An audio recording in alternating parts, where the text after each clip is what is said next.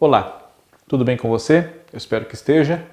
Eu sou o Fábio Costa e este é mais um TBT da TV aqui no canal do Observatório da TV no YouTube. Peço sempre, inscrevam-se aqui no nosso canal se vocês não tiverem feito isso ainda e ativem as notificações. Assim, sempre que nós trouxermos conteúdos novos, vocês são avisados, né? E também confiram os nossos conteúdos em áudio na plataforma digital aí de áudio da preferência de vocês. Procurem por Grupo Observatório que estamos nas paradas aí. Nesta quinta, o tema do TBT da TV, nesta quinta e nesta semana, não é uma novela que agora em março, né? Estamos começando o mês de março, e ela vai completar na próxima quarta-feira, inclusive, né? Hoje é dia 4, na próxima quarta-feira, dia 10, ela vai completar 35 anos da sua estreia, uma novela das 7 da TV Globo, um dos grandes sucessos do horário, da década e de todos os tempos, Cambalacho, de Silvio de Abreu.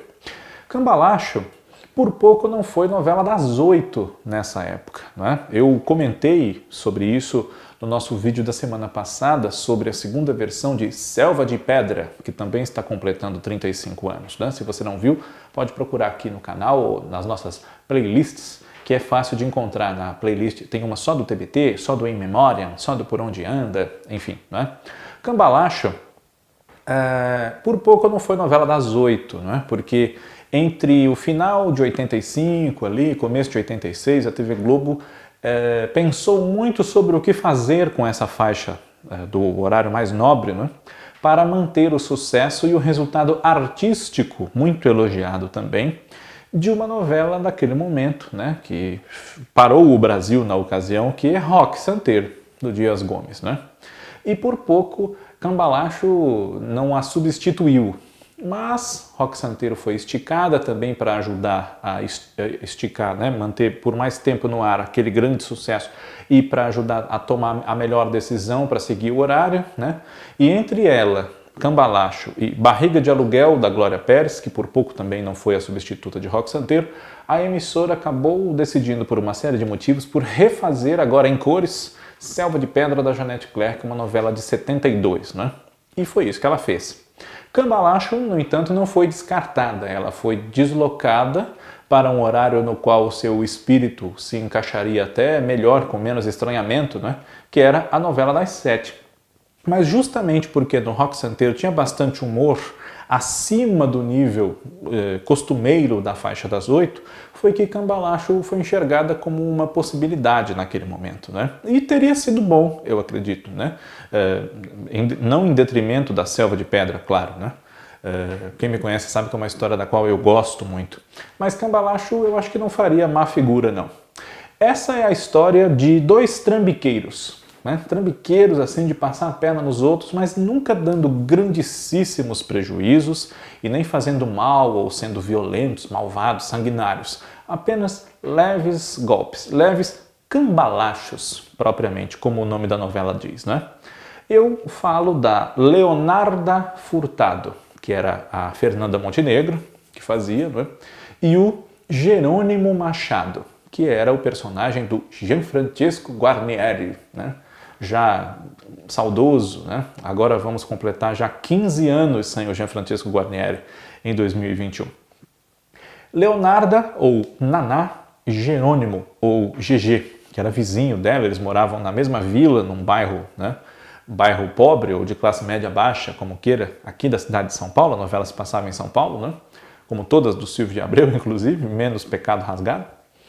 E ele também era compadre dela, porque ela era madrinha, ele era padrinho da filha dela que estudava na Europa, a Daniela, né?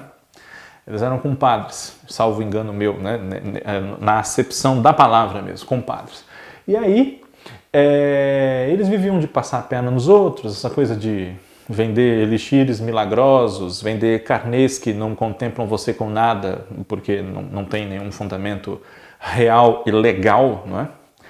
E tem cenas deles correndo por cidadezinhas pequenas quando são desmascarados por alguém, como um padre que aparece bem no início, numa participação especial do Ivan Mesquita, né? E também pelo meio da Praça da Sé, passando a perna nos outros, né? Externas gravadas em São Paulo pelos diretores o Jorge Fernando e o Del Rangel, hoje em dia já falecidos ambos, né? O Jorge Fernando morreu no fim de 2019 e o Del Rangel morreu agora em 2020, né?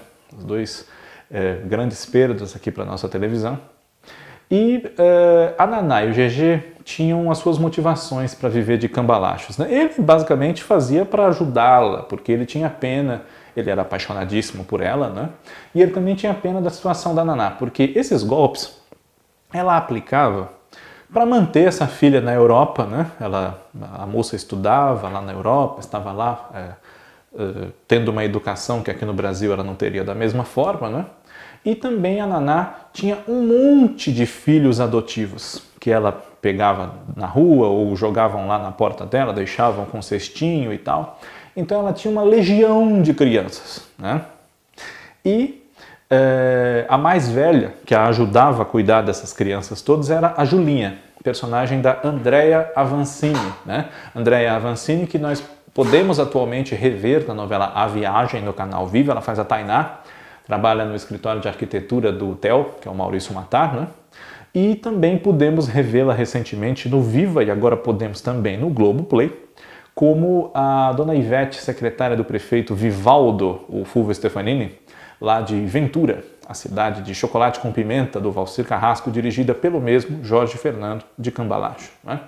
Pois bem, Naná não sabe, depois ela toma conhecimento, né? A história se desenrola em torno disso, mas a Naná não sabe, mas ela é filha de um homem podre de rico e ela não precisaria aplicar cambalacho em ninguém para sobreviver, né? Ela tem direito a uma grande herança do seu pai biológico, que se chama Antero Souza e Silva, um homem podre de rico mesmo, interpretado pelo Mário Lago, nos primeiros capítulos da novela, né? O seu Antero é casado com uma moça que podia não ser neta dele, que é um exagero, mas ser filha dele, né? Se ele era pai da Naná, né? E a Naná, vamos dizer que podia ser avô da moça, digamos que sim. A Andrea, que era a personagem da Natália do Valle.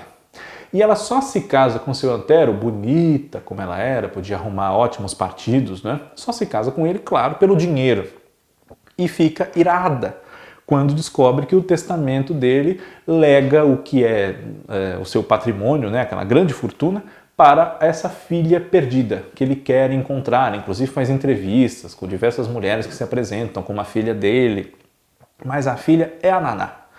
E embora seja, ela não sabe disso no começo da história. Então, cambalacheira como ela era, ela faz a marca de nascença exigida por ele na busca, na investigação pela filha, né? Ela tatua a marca para passar por filha dele, né? Só que depois se esclarece que ela realmente é a filha procurada por ele. E existe uma disputa ao longo de toda a novela pela legitimidade da Leonarda como dona da herança, da qual ela toma posse, né? Com a Andrea, que acha que aquilo é dela por direito, né? Ela se casou com aquele homem que era tão mais velho do que ela por causa desse dinheiro e ela vai ser capaz de tudo para ficar com a grana. E também capaz de tudo para ficar com o homem que ela realmente amava, que era ninguém menos do que o marido da irmã. Ela era irmã da doutora Amanda, que era a Suzana Vieira, uma advogada, né? E doutora Amanda era casada com outro advogado, o doutor Rogério Guerreiro, papel do Cláudio Marzo, outra figura que também já nos deixa bastante saudade, né? O Rogério não era um marido perfeito, fidelíssimo, né? E tinha aventuras fora do casamento. Um dos cúmplices, um dos confidentes dessas aventuras extraconjugais era um grande amigo dele, o Vanderlei, papel do Roberto Bonfim, casado com a Céci, que era Rosa Maria Murtinho, amiga da Amanda, né? Rogério não é apaixonado por Andrea, né? Mas também era difícil, já que ele tinha tantas aventuras extraconjugais, uma hora ou outra talvez ele não resistisse mais aos encantos daquela cunhada muito apaixonada por ele, né? Talvez fosse a única coisa que ela tinha de sincero, além da ambição pelo dinheiro, né, e pelo status, era o amor pelo Rogério, né? Mas também tinha muito de querer o que a irmã tinha. A irmã era mais velha, admirada, respeitada pelos seus méritos, enfim, né? Freud explica. Além desses personagens que temos ali na trama central, muita importância tem também um casal que é formado pelo irmão da Naná, o filho do seu Antero, o Tiago, que era o Edson Celular, que vive há muito tempo na Europa e volta ao Brasil, né, para os funerais do pai, enfim, e ele havia sido até desprezado pelo pai por um motivo bastante curioso. O Tiago tinha uma grande vocação para ser bailarino. E ele era bailarino, um bailarino talentoso, mas o pai, arraigado em preconceitos muito bestas, hoje, naquela época e sempre, não é? Achava que ele, digamos assim, era afeminado, era homossexual ou qualquer coisa assim, tinha esses preconceitos, essa visão muito torta, e por isso havia renegado o rapaz, né? E ele não deixou a sua vocação por causa disso, foi viver a sua vida. Esse rapaz forma um casal no decorrer da novela com Ana, a filha do GG, que era a Débora Bloch. Até aí nada demais, se a Ana também não fosse, digamos assim, o equivalente ao Tiago. Tiago, numa profissão legitimada como feminina, né? Ele era bailarino, se envolvia romanticamente com a Ana, que tinha, não à toa, o apelido de Ana Machadão, porque ela era mecânica, era borracheira, né? E era mais homem do que muito homem, embora também não fosse homossexual. Ela não tinha nada de homossexual. Então o Silvio de Abreu, com esses personagens e esse casal, brincava com essas identidades obrigatórias, funções sociais dos gêneros nas relações que nós temos, né? E é claro que o casal funcionou muito bem pelo talento dos dois atores e deu muito certo na novela, né? Eles ilustram a capa da trilha internacional, né? O Tiago e a Ana. Mas, como todo casal, eles têm complicações. E uma dessas complicações além do conflito que há entre eles, porque sai faísca, né, com essa confusão que o autor quis fazer com esse casal, eles também têm uma pessoa que quer separá-los, a Daniela, que é ninguém menos do que a filha da Naná, né? Ela aparece na novela, ela vem para São Paulo, né? A Luísa Cardoso é a sua intérprete, e na Europa, durante os anos que viveu lá, o Tiago e ela tiveram um romance, um namoro, um envolvimento, e ela volta para São Paulo, depois que a mãe toma posse da fortuna dela como herdeira do seu Antero, né? Para disputar o Tiago, ou simplesmente separar o Tiago da outra, por puro capricho, né? Daniela não era flor que se cheirasse. E depois a gente fica sabendo que essa moça, que era a Luísa Cardoso que fazia, não era a verdadeira Daniela, filha da Naná. A verdadeira filha da Naná só aparece no fim da história, interpretada pela Cristina Pereira, que agora, no momento, podemos ver como a Fedora em Sassaricando e como a Safira de Haja Coração, né? Pois bem, essa grande fortuna da Naná não a descaracteriza no seu jeito despachado, sem requinte. Ela era uma boa barraqueira, sempre que fosse preciso, né? Tem brigas homéricas com a Andréia, né? E também com a cunhada do GG, né? Que era apaixonada pelo GG e ele não queria saber dela, a Lili Bolero, que era a personagem da Consuelo Leandro, uma grande comediante, né? Uma grande atriz que vivia essa personagem numa das suas pouquíssimas incursões em novela, né?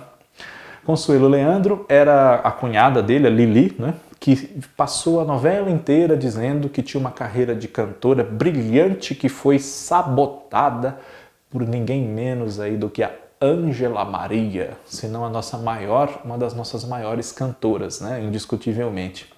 E a Ângela Maria faz uma participação, inclusive, muito especial na novela, né, reatando uma amizade com a Lili, as duas cantam juntas, e ela fala, Lili, imagina, como é que você pode pensar que seria capaz de sabotar sua carreira, te prejudicar para você gravar disco, cantar no rádio, imagina o que é isso.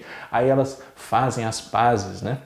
E o tema da Lili Quem cantava era a Ângela Maria, uma música muito bonita chamada Estrela de Bastidor, né? Aquela vida, por que não mudas o enredo e desvendas de uma vez os mais loucos segredos, né? A música é muito bonita. E na trilha de Cambalacho tem muitos destaques que têm uma identidade forte com os personagens, porque as músicas foram compostas, se não todas, várias delas de encomenda, com uma visão paulista mesmo, né? Tinham Armando Eu Vou, que era o tema dos Cambalachos, cantado pela grande artista Cida Moreira, né? Também Germano Matias, que cantava uma música que tinha o mesmo nome do personagem do Guarnieri, Jerônimo, né? Jerônimo é um herói anônimo, cheio de homônimos. Uma trilha bastante agradável, que também tinha o Sindicato cantando Perigosa, tema da Andréa, que foi revivido no remake de Guerra dos Sexos, como tema da Carolina, que no caso era a Bianca Bin, né? Uma trilha bastante identificada com a história, como deve ser, inclusive, né? A trilha não só sobrevive ao tempo pela qualidade das músicas, mas tem muita qualidade enquanto trilha por traduzir aquela história para nós, né? E nos fazer lembrar daquelas personagens e dos seus conflitos, né? Pois bem, Rogério e Amanda têm um problema no casamento por conta da infidelidade dele, por conta da Andréia, que não deixa os dois em paz, né? Tem um problema para resolver muito grande, que é uma mulher que ele se casa com ela para poder possuí-la, que é a Debbie Day, a Cristina e Nazaré, que ele conhece em Roma, né? Seria em Las Vegas, mas eles gravaram em Roma porque na época a TV Globo era dona da Tele Monte Carlo, uma emissora lá na Europa. Então seria mais fácil porque os equipamentos, né, todo o aparato técnico dessa emissora que eles mantinham lá podia facilitar o processo de gravações, né? E essa personagem, a Debbie Day, seria da Cláudia Raia e não de Cristina e Nazaré, né? Mas ela fazia Roque Santeiro, que acabou sendo esticada e por essa razão ela não se liberou a tempo de gravar como essa personagem. Então depois ela acabou fazendo uma participação breve, também ligada ali ao Cláudio Marzo, mas não foi a Debbie Day como o Silvio de Abreu queria. Mas depois ele matou a vontade de trabalhar com a Cláudia logo na sua novela seguinte, Sassaricando, e em muitas outras, né? Pois bem, Cambalacho é uma novela que é um símbolo desse momento que o Brasil vivia com a esperança da nova república, né, novos tempos, mas também com crises econômicas, arroxo salarial, inflação, desemprego, essa esperteza que era legitimada pela própria audiência, né, já que eles não faziam mal a ninguém, não tinha mal em aplicar um golpe ou outro, e falava da moral do brasileiro, né? Mas como comédia, com humor, com picardia, e isso fez dela um grande sucesso, né? Além do talento do elenco, da boa trilha sonora, do bom texto, né? A jogada de Silvio de Abreu para conduzir essa história que criticava o espírito corrupto que existe no Brasil foi muito interessante. E esse era um momento de mudança, inclusive, de moeda, né? Porque logo no começo de 86, o presidente José Sarney trocou a nossa moeda de cruzeiro para cruzado. Nisso, os primeiros capítulos de Cambalacho já haviam sido gravados e havia muitas menções a cruzeiros. Então, enquanto foi o caso, né?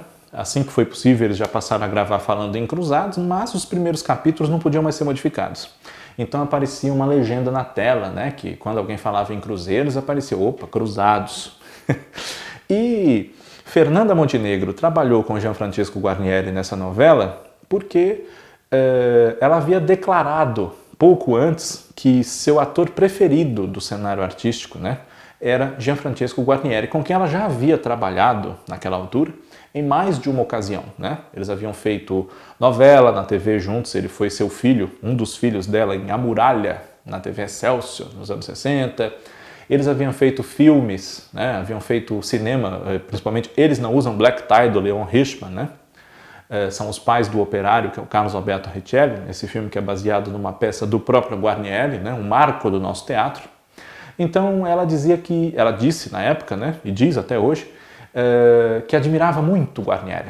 Então Silvio de Abreu resolveu, depois do grande sucesso que ele teve com Guerra dos Sexos, protagonizada por Fernanda, fazer uma novela com ela e com Guarnieri.